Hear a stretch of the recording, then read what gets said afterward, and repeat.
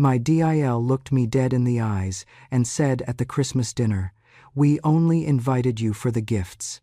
I said, "Then open the gift. Now." I walked into my son's house on Christmas evening with the same steady breath I once carried into trauma rooms. Jason and Brittany's home glowed brighter than every house on their polished California street, gold ornaments everywhere, as if money fell only in their yard. Inside, noise hit me instantly. Loud laughter, sharp glasses, guests posing for Instagram. All Brittany's people. None of mine. I wore the red sweater I knitted when Jason was 8 and held a small, silver-wrapped box. Brittany spotted me first, shimmering in her dress, smiling, wide, cold, not kind. "Susan, you made it," she said. The words sugar-coated but cold. Her perfume hit me a second too late, sharp and expensive. She turned and announced to her sister, "See, I told you she would not skip gift night. She never does." Her sister smirked. "Old house money always shows up." Jason glanced over, gave me a thin smile, then turned away before I reached him. He was laughing with Brittany's brother about something involving investment levels. I stood there for a moment, holding my box like an anchor. At the dinner table, the conversation revolved entirely around Brittany, her salon rebrand, her plans for fillers she wanted to try next year, the European trip she would book as soon as the money issue settled. The table looked beautiful, I cannot lie. Gold chargers, tall candles, plates so white they glowed. But beauty built on contempt feels like plastic in your mouth. I tried to ask a simple question in the middle of the chatter. Would it be all right if I sit near the children when they open their presents? My voice was steady, polite. Brittany set her wine glass down hard enough for the stem to tremble. She looked straight into my eyes, and this time she did not bother coating anything with sugar. "We only invited you for the gifts, honestly." The room fell silent. Then someone laughed short, sharp. "At least she's honest," one of Brittany's cousins said, as if honesty were cruelty's fancy twin. Brittany leaned back in her chair. "Do not get confused, Susan. You show up once a year, drop off something pricey for the kids, smile for a couple of pictures, then go back to that little nurse-smelling apartment of yours. We are not doing the Hallmark family act." Another voice, her sister again, chimed in like a dagger wrapped in tinsel. "Old people should be useful or invisible. Gifts make you useful." I felt my throat tighten, but I had learned long ago how to breathe through worse things than arrogance. "I came because I wanted to see my family," I said softly. "That is all." Brittany snorted. "If you did not bring anything, we would not be having this conversation. Let us be real." Around that moment, if you feel that justice deserves celebration, if you believe stories like this should echo far, far away, then go on and smash that hype button. Your support keeps voices like mine alive. Thank you for listening. Now let me tell you what happened next. Her words hung in the air like smoke from a cheap candle. People shifted in their seats. A couple of them lifted their phones, not trying to hide that they were hoping for a spectacle. Brittany's painted lips curled with something between triumph and boredom. I placed the silver-wrapped box on the table. Not abruptly, not with flair, just steady. I nudged it toward her with 2 fingers. "If that is the case," I said, my voice calm enough to make a few heads tilt, "then open the gift. Now." Brittany blinked, then smirked. "What, you are afraid we will not like it?" "No," I answered. "I want everyone to see exactly what you invited me for." Her sister gasped. Someone whispered, "Record this." A phone lifted. Another phone lifted to film. Brittany turned the box slowly, expecting it to sparkle for her audience. She slipped a nail under the tape, the paper tearing softly. Her smug smile never wavered until she lifted the lid. Her face cracked first. No jewelry, no cash, nothing Instagram-worthy. Only documents, truths she never imagined I'd dare bring into her perfect house. I sat perfectly still, my heartbeat calm, clarity settling into me like a long-delayed sunrise. This was the first fracture in the world she'd built around my silence. The gift wasn't what she wanted. It was the truth finally unwrapped. People think resentment comes from one big betrayal, but most of the time, it grows slowly from little misunderstandings that harden because no one softens them in time. Jason was not born cruel. He simply discovered how convenient it was to blame me instead of facing who truly abandoned him and who actually stayed. I spent my life in emergency rooms, trauma bays, night shifts, holidays no one else wanted. When Jason was small, I would come home smelling of antiseptic, kiss his forehead without waking him, and hide my blood-stained shoes so he wouldn't see. His father, Groves, was a gentle mechanic Jason adored until the accident took him instantly. Jason was 11 when I held him through sobs that shook his whole body. I whispered, "You still have me, but grief always wants a villain." I worked 2, sometimes 3 jobs, ER nights, senior home care, weekend clinic shifts. I slept in scraps of hours, packed lunches half-conscious, saved every spare dollar for Jason's future. He never knew how many meals I skipped so he could eat more. But his father's new wife lived beautifully, granite counters, soft lighting, a home that smelled of candles instead of disinfectant. I saw the shame in Jason's eyes grow like mold, even though all I ever did was stay. When his stepmother bought him expensive sneakers, he glowed. When I bought him the same brand but discounted, off-season he barely looked up. Eventually, he stopped thanking me for anything. He told classmates my job was temporary, as if emergency medicine could ever be temporary. He told them I was too tired to parent properly. One night he snapped, "Why can't you have a normal job like everyone else's mom?" I tried to understand. I tried to be patient, but resentment is a disease that spreads quietly. His rewrite of our history began in small ways. I missed his championship basketball game because I was stabilizing a teenager with a ruptured spleen. Jason told everyone. Mom chose strangers over me. I locked the door one night when he tried to sneak out because 2 girls had been shot near the highway exit that week. In his version, I kept him prisoner like a warden. When he turned 16, I bought him a used but safe car. He told people, "Mom's broke because she's lazy." It stung, but I kept moving. That is what single mothers do. There was one night I will never forget. Jason got into a fight behind a liquor store. The police were called. I arrived at the station at 3 in the morning after a double shift. I signed paperwork with dried blood under my nails, took Jason home, and held him while he cried in frustration. Years later, he told Brittany, "My mom left me in a cell all night like she didn't care." I do not know how I became the villain in a story where I had nearly collapsed, trying to reach him, but some wounds I inflicted unintentionally.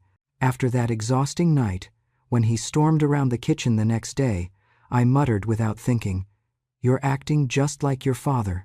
I meant stubborn, impulsive, he heard.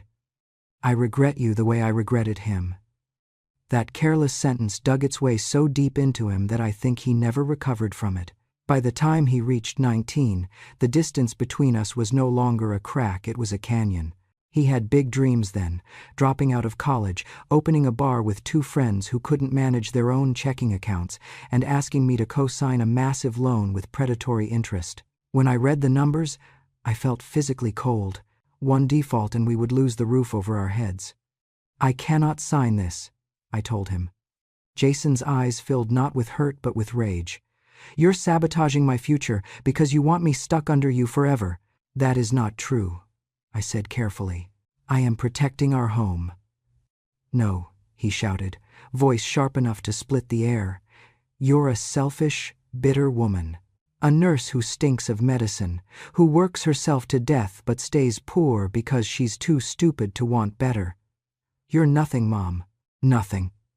I stood still. Not because I was calm, because if I moved, even an inch, I knew I would break. He grabbed his backpack, slammed out the door, and went to live with his father and stepmother for a long while. They embraced him, fed him stories of ambition and success, and let him shape the narrative however he wished. In that version, I was the obstacle he overcame. I was the small, embarrassing past he needed distance from. And from that point forward, in every story Jason told to friends, to coworkers, and eventually to Brittany, I was not the mother who raised him alone. I was the villain who kept him from greatness. Most people think the cruelty of children comes suddenly, like a slap. It rarely does. It arrives quietly, in the form of doubt they plant in you so they can take what they want without feeling like thieves. And the day I discovered my $75,000 was gone, that doubt wrapped around my throat like a hand. That money was never meant for spending. Years after my husband died, the lawsuit related to his accident finally settled, and with it came a small compensation, nothing life-changing, but enough to buy peace of mind. I also sold an old plot of land in Fresno that he and I once dreamed of fixing up. Together, the payment and the sale made a neat sum, $75,000. I placed it in a separate savings account for emergencies, hospital bills, a potential nursing home, or, if the good Lord called me sooner than expected, funeral expenses, so Jason wouldn't have to bear the cost. I barely touched it for years. It was my last safety net. 1 week before Christmas, I walked into the grocery store for eggs, onions, and ham. I swiped my card without thinking. The screen flashed red. Declined. I tried again. Declined. The young cashier leaned in gently, the way people speak to the elderly when they think we frighten easily. Maybe try another card? This is my main account, I said. She lowered her voice. It says your available balance is under $500. My heart thudded painfully. Something inside me, a nurse's instinct sharpened by decades of crisis, snapped to attention. I took my bags, went home, and opened my laptop. My hands trembled as I logged into my account. Line after line of transactions I did not recognize filled the page. A furniture store in Santa Monica. A salon supplier, 4 separate charges, each hundreds of dollars. A payment to a booking agency for a European trip scheduled for spring. A massive deposit for new location, Brittany Lux Beauty. All withdrawals, all using my card. I called the bank immediately. The representative spoke carefully, as if handling fragile glass. Mrs. Groves, these purchases were chip and PIN verified. They had the correct PIN. That's impossible, I said. I never. She interrupted delicately. Is there any chance you may have forgotten lending your card to someone? It happens, especially when clients are older. The patronizing softness in her tone stung more than the missing money. I may be 72, but I have charted medical records and death certificates with more precision than most people half my age. Still, she pressed on. Sometimes seniors accidentally share their PIN or misplace their card without realizing it. You're not alone. It was the first time someone suggested gently that I might be slipping, and that was when the memories slid into place, one after another. Brittany saying, "Let me hold your purse, Susan. Your hands shake so much." Brittany chirping, "I'll enter the PIN for you, your eyesight isn't great." Brittany taking my wallet to double-check something in another room. Brittany returning it with that glossy smile that never reached her eyes. I hung up the phone with a pit in my stomach. I called her that evening, my voice steady despite the panic clawing at my ribs. "Brittany, sweetheart, have you ever used my card by accident? Or—" She exploded instantly. "Are you accusing me of stealing, seriously? My God, Susan, you forget where your own keys are and now you're playing detective?" Jason appeared in the background. I could hear him sigh, the kind of sigh that drips with disappointment. "Mom, don't do this. You've been so forgetful lately. It's embarrassing. Embarrassing." A word that had followed me my whole life through Jason's adolescence, through Brittany's smirks, through every moment I spent trying not to take up too much space in their shiny California world. Brittany piled on. "Maybe you spent it and forgot. Old people do that. Honestly, Jason and I were just talking. Maybe you shouldn't be managing your own finances anymore." My vision blurred for a moment. A frightening wave of confusion rolled through me. Could I have forgotten something? Could I have misplaced receipts? Could I— No, no, no. 30 years of emergency medicine had trained me to question everything but not myself, not my memory, not when it mattered. I ended the call politely, pretending I accepted their explanation, but I sat down at my small kitchen table with my laptop, printed every statement, and began laying out page after page like evidence in a crime scene. And that is exactly what it was. I took a red pen, my old habit from chart review days, and circled every suspicious charge. I wrote dates, times, amounts in a notebook with neat, deliberate handwriting. I enabled SMS alerts for every future transaction. If they touched anything again, my phone would scream. As I worked, the truth sank into my bones. They had not only stolen my money, they had tried to steal my sanity as well, turning my age into a weapon against me, hoping that if I questioned myself, I would be too ashamed or confused to fight back. That was the real cruelty. By the time I finished marking every page, the fear in my chest had turned into something colder, sharper, clearer. They wanted to paint me as a confused old woman, but I had just built the kind of case any detective would envy. And the question pressed against my ribs like a bruise. If I told the police what happened, would they believe Brittany the polished, confident young woman with perfect lashes? Or would they believe the old widow whom her own son called forgetful? I stared at the stack of evidence in front of me and whispered to myself, they may not believe me yet, but they will. People believe elder abuse happens in shadows. In my case, it happened under Christmas lights, polished marble floors, and the scent of cinnamon candles. It happened slowly, step by step, until one day I realized the same hands that once called me Mom were now tightening a noose around my freedom. The missing money was only the beginning. What they wanted next was me. That night, after Brittany and Jason mocked my memory and dismissed me as confused, I sat at my kitchen table staring at the evidence I had gathered. Fear was still there, trembling under my skin, but something else had taken root: resolve. I was tired of being outmaneuvered, tired of letting them treat me like I was already half gone. The next morning, I bought an AirTag. I asked my neighbor, Thomas, sweet kid in his 20s who always helped carry my groceries, to pair it to my phone and show me how the tracking worked. I didn't explain why. He didn't ask. He slid it discreetly into a tiny zipped compartment on the inside of Brittany's handbag while she was dropping off some cookies for Christmas she had clearly bought from the store. I slipped my own wallet into her handbag beforehand, knowing she always carried it whenever she helped me.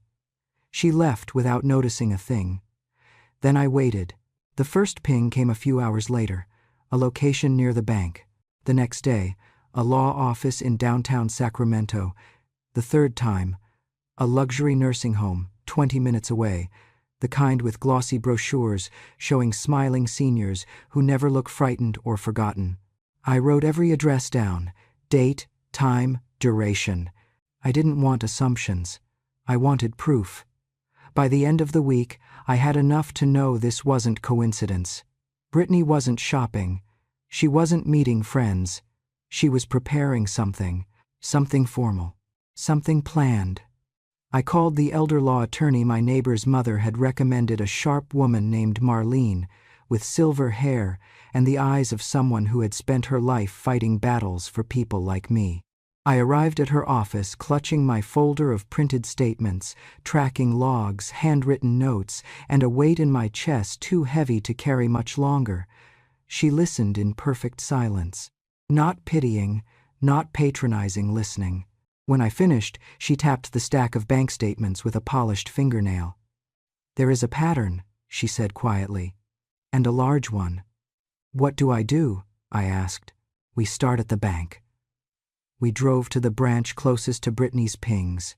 The manager was courteous in the way people are when they fear liability. He pulled my file, glanced at it, then hesitated. "There is a durable power of attorney on file," he said. My stomach dropped. "No," I whispered. "There isn't." He slid the papers across the desk. My name sat at the top, my forged signature at the bottom, and beneath it, the names listed as my attorneys in fact, Jason Groves, Brittany Lawson Groves. My breath caught somewhere between disbelief and horror. The manager cleared his throat. Your daughter-in-law brought this in last month with your son. They said you were having trouble remembering things and wanted to make sure your bills were handled. Marlene leaned forward.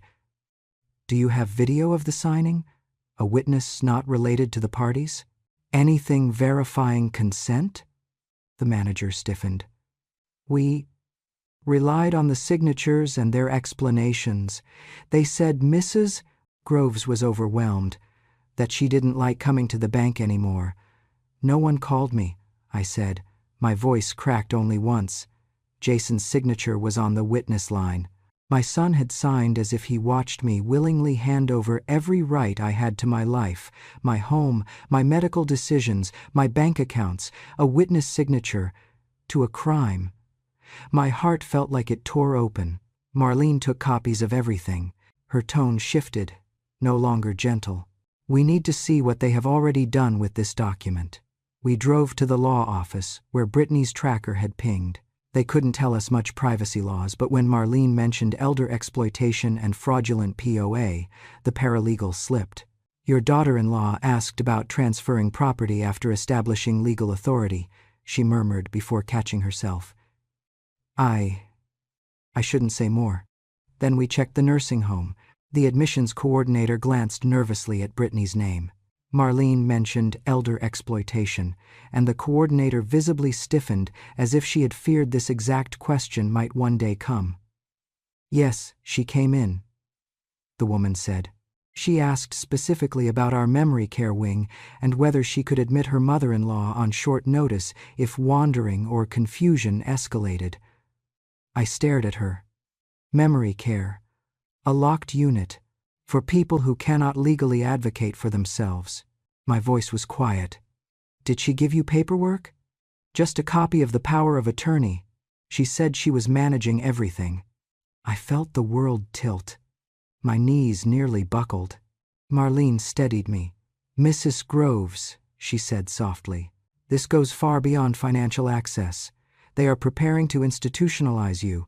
Once you're in a memory unit, even temporarily, they could sell your house, drain your accounts, and no one would question it. The room blurred.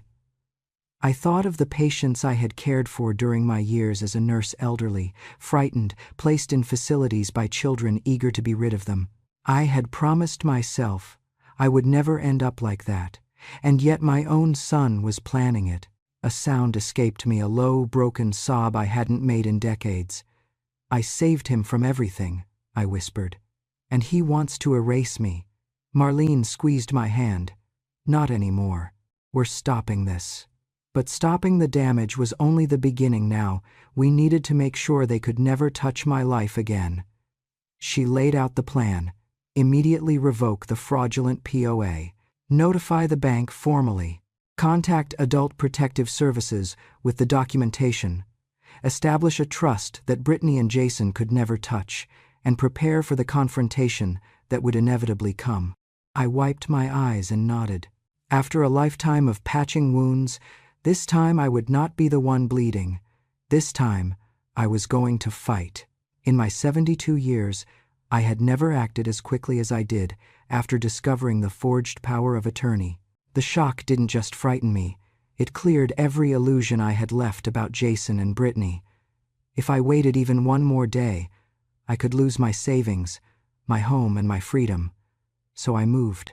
The morning after visiting the bank and the nursing home, I returned to Marlene's office. She had already prepared the revocation documents. I read every line, then signed my real signature, reclaiming what was mine. Marlene immediately sent notices to the bank, the law firm, and the nursing home, steadying me with her certainty. "You're not powerless, Susan," she said. "They counted on you believing you were." For the first time in years, I felt something stronger than fear. I felt myself stand upright again. Marlene then walked me through the irrevocable trust Brittany would never see it coming.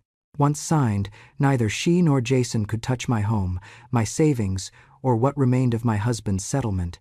Everything went to causes that had shown me kindness.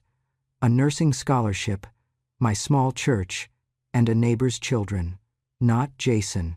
Not Brittany. Not a cent. I signed without trembling. Marlene updated my will next. Jason would receive only a symbolic amount if he avoided conviction. Brittany's name was removed entirely, blacked out like it had never belonged there at all. When we finished, Marlene folded her hands. You've protected yourself, Susan. They can't take your home, your savings, or your autonomy now. But there was still the matter of accountability. Adult Protective Services came 2 days later. A woman named Valerie and a young man named Dion sat at my dining table and listened without interrupting as I laid out everything: my notes, the AirTag logs, the bank statements, the forged POA, the timestamps, the behavior, the accusations of memory loss, the attempts to push me into a memory care unit. Valerie's lips tightened. "This is classic elder financial abuse," she said. "And the amount involved, $75,000, is well above the threshold for grand theft. Felony level," Dion added. "Felony. My son and his wife had not just hurt me, they had committed a crime. For the first time since this nightmare began, I felt something warm bloom in my chest: validation. Someone finally said aloud what I had begun to fear was only in my imagination. "You are not confused," Valerie said firmly. "You are not forgetful. You are not paranoid. You are being exploited." I swallowed hard. I had spent so many years letting other people tell my story for me, Jason, Brittany, even the neighbors whispering about an old woman who lived alone. Hearing professionals affirm my truth felt like being pulled out of deep water. APS took photos, scanned documents, and asked permission to open an investigation. "Yes," I said without hesitation. "Please." When they left, I sat in my silent house and allowed myself one moment to cry, not out of grief, but out of relief. For the first time in many months, I felt protected. Then came the part Brittany would never expect. I went into my bedroom, pulled out the prettiest wrapping paper I owned, gold edges, deep red ribbon, and carefully prepared a box.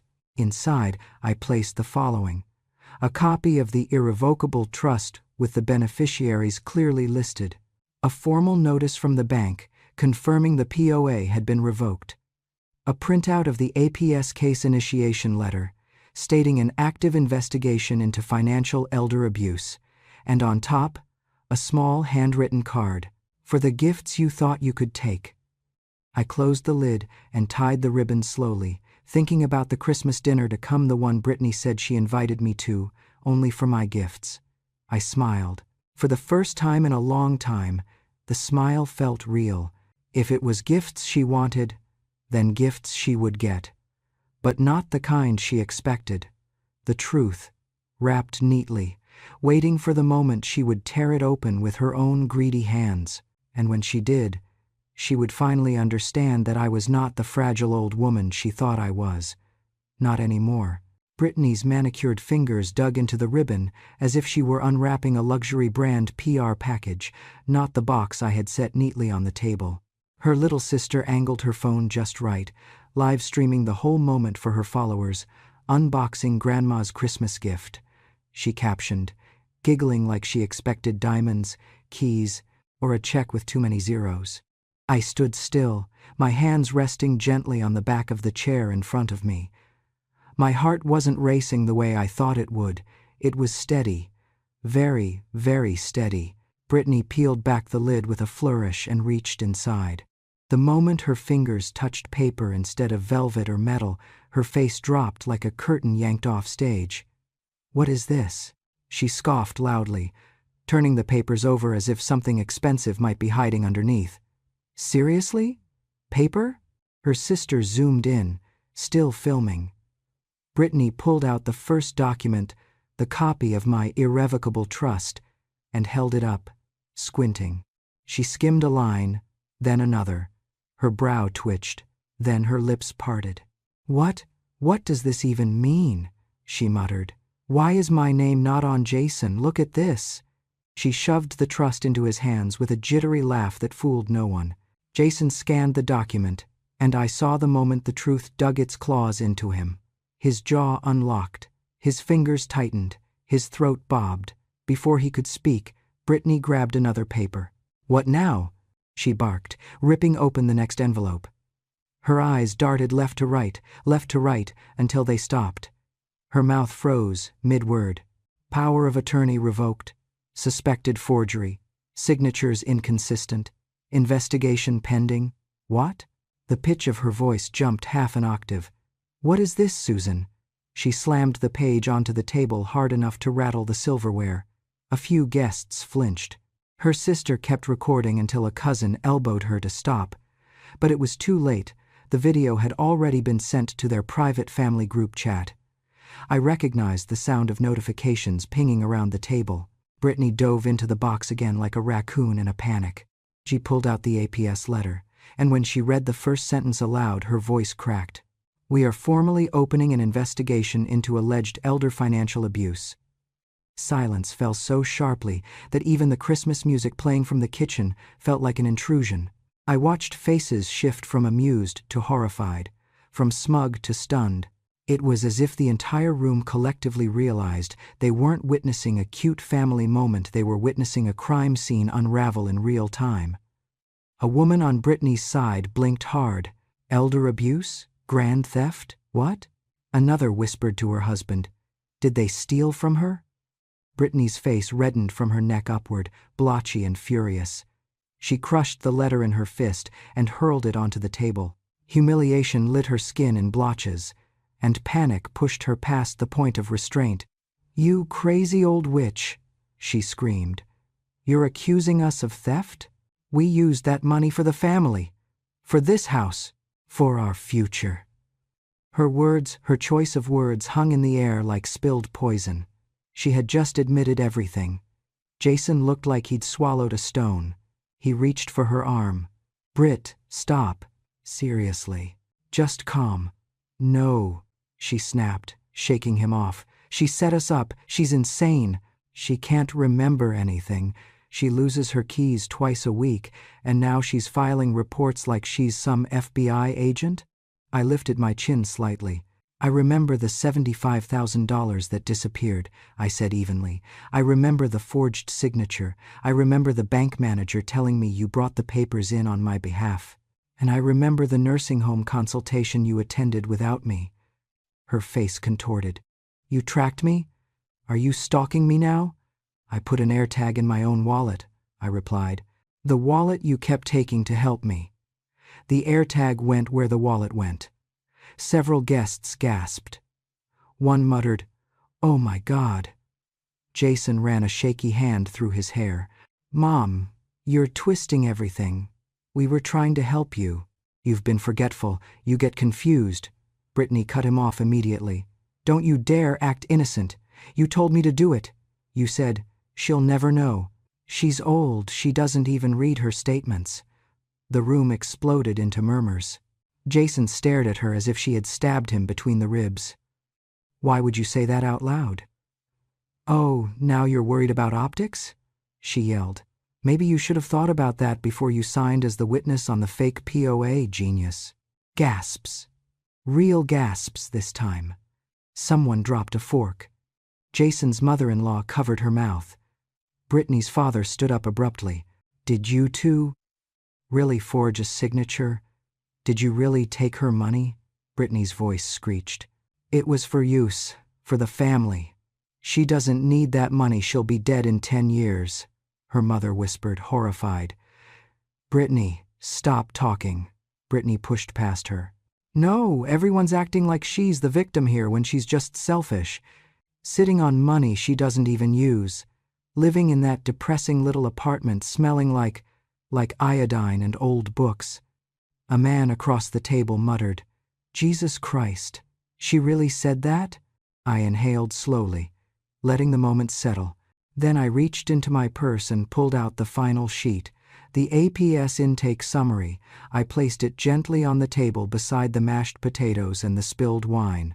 Since you're already looking at documents, I said softly, you might as well see this too, Jason whispered.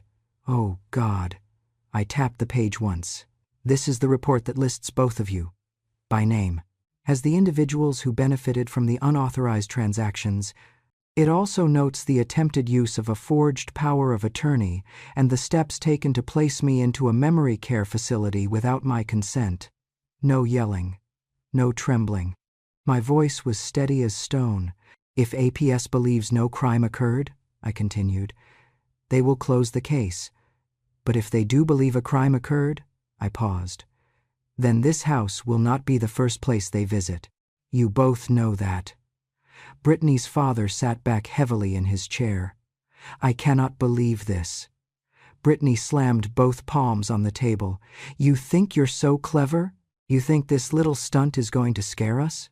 I'll sue you. I met her eyes with the calm of a woman who has nothing left to lose. You cannot sue someone for protecting herself with the law, I said.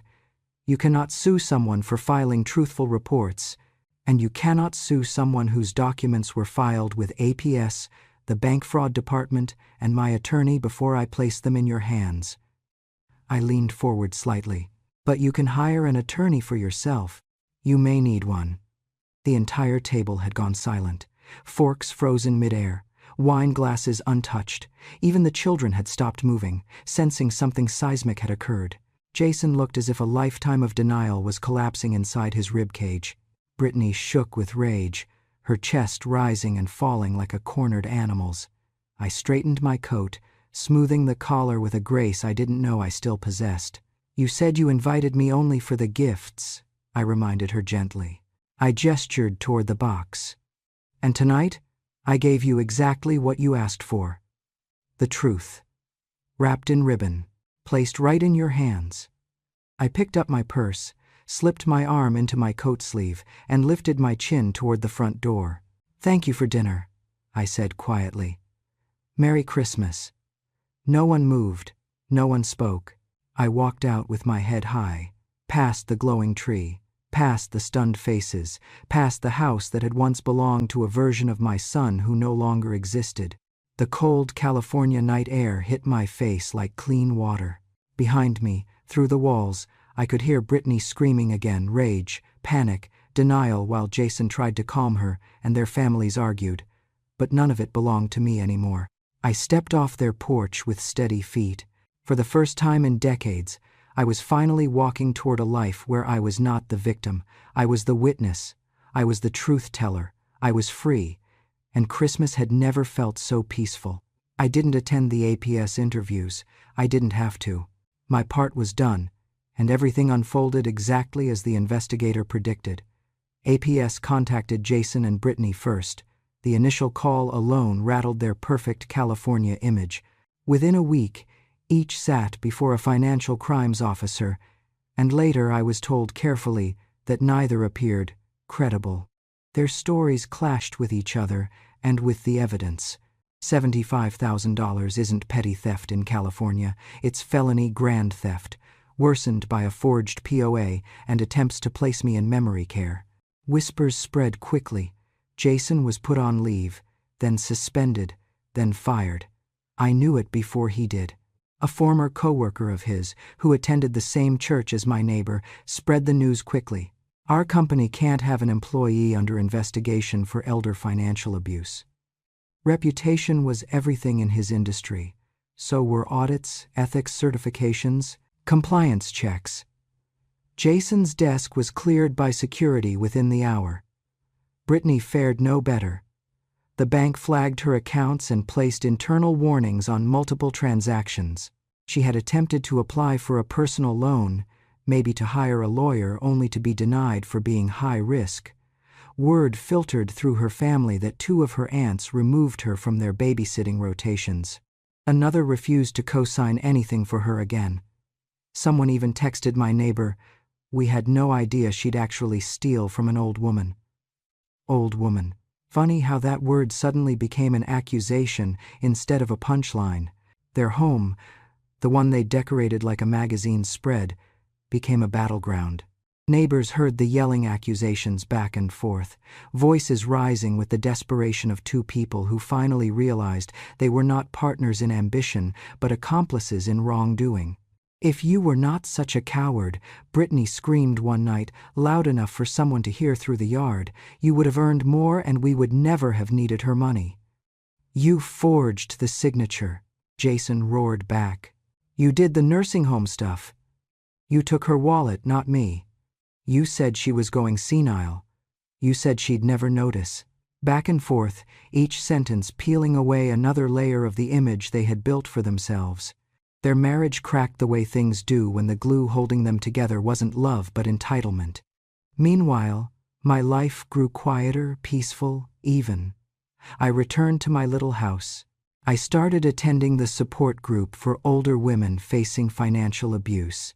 Sitting in that circle of soft voices and shaking hands, I learned I was far from alone.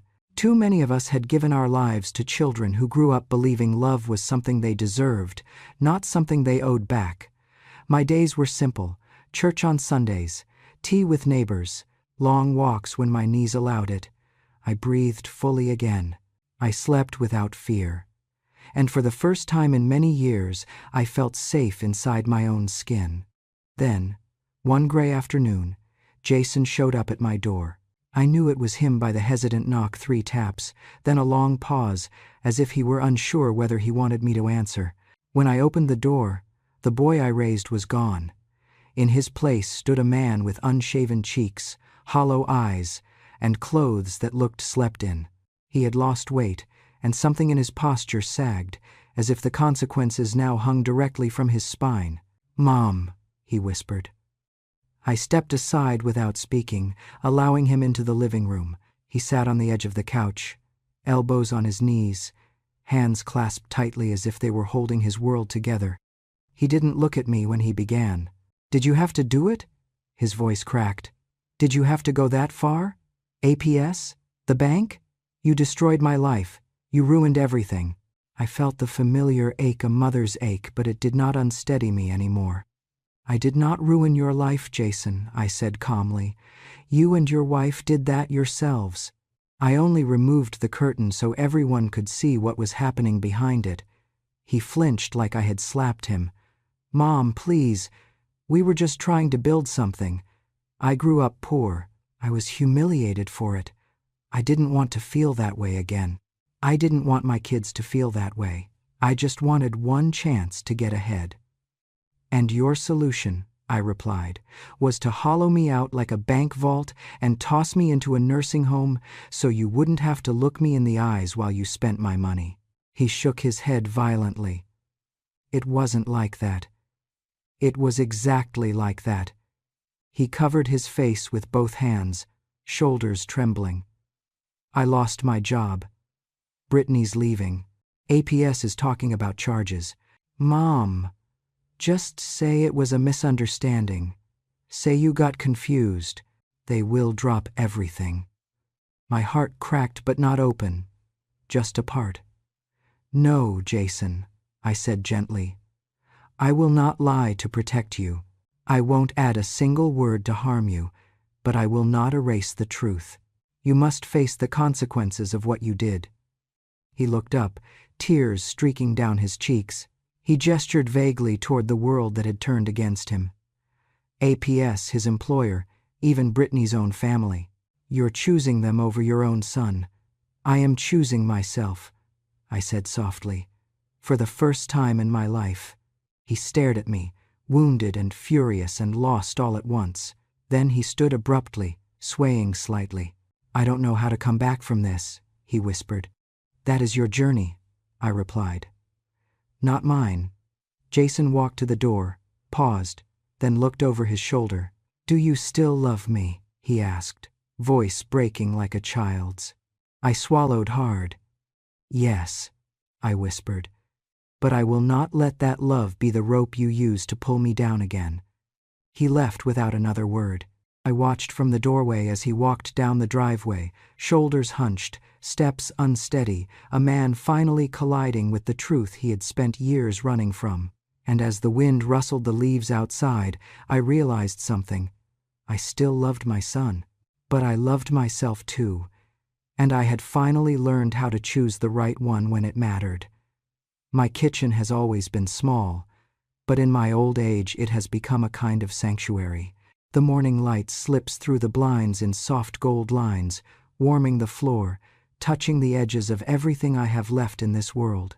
I sit in my wooden chair, the same chair I've kept for nearly 30 years, a little wobbly but steady where it matters. Strong enough to hold me. Stronger than most people turned out to be. On the table rests a cup of hot tea, steam rising gently, and beside it the photograph of my late husband, Thomas Groves, smiling with that soft kindness he carried everywhere. Next to the frame lies a neatly folded envelope containing the updated trust and the will documents that no longer feel like burdens, but like shields I finally learned how to raise. I run my fingers along the rim of the teacup and think about the Christmas dinner, about Brittany, leaning back in her designer chair, wine swirling in her glass, looking me straight in the eyes with her perfect smile and saying, "We only invited you for the gifts." For months, those words echoed inside my chest like a bruise that refused to fade. Now, strangely, they bring me peace, because she was right. I did bring a gift, just not the kind she expected.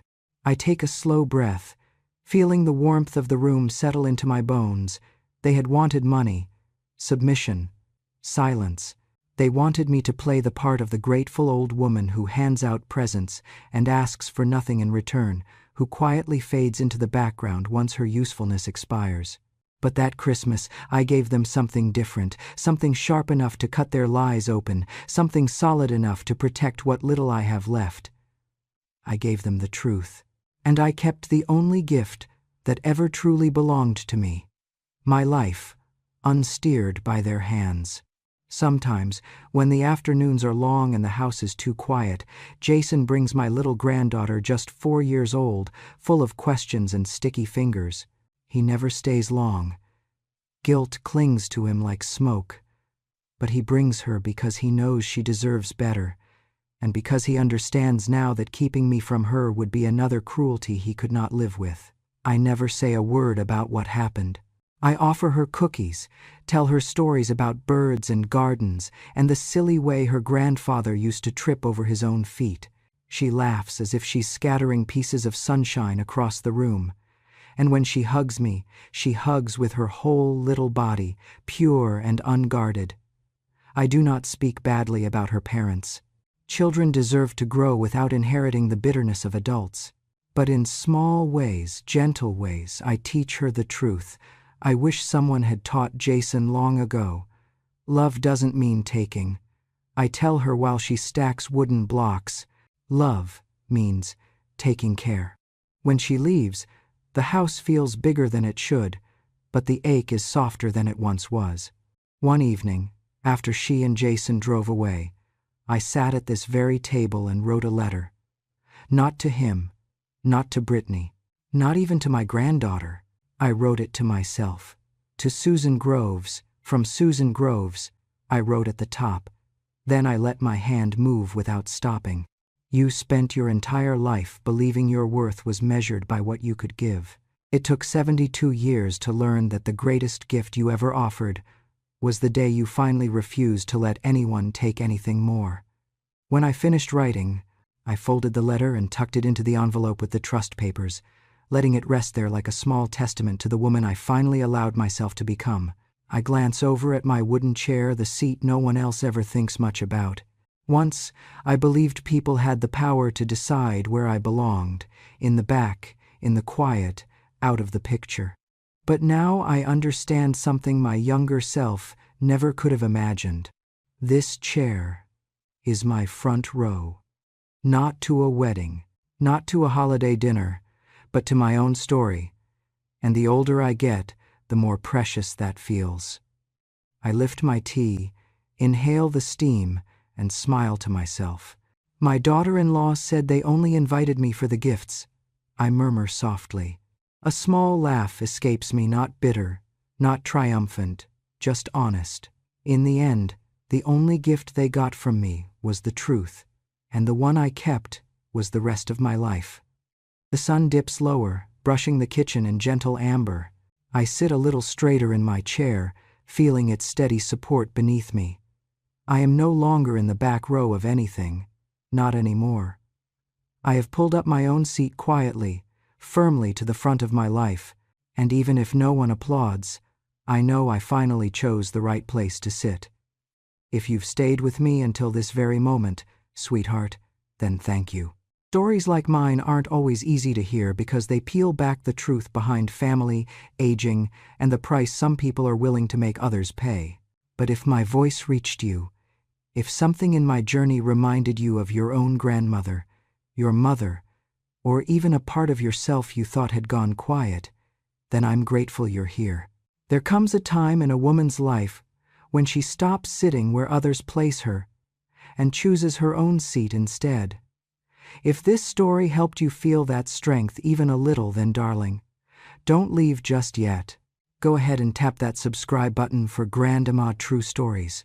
Your support keeps these stories alive, stories of women who fought silently, loved fiercely, endured more than anyone knew, and finally stepped into the front row of their own lives.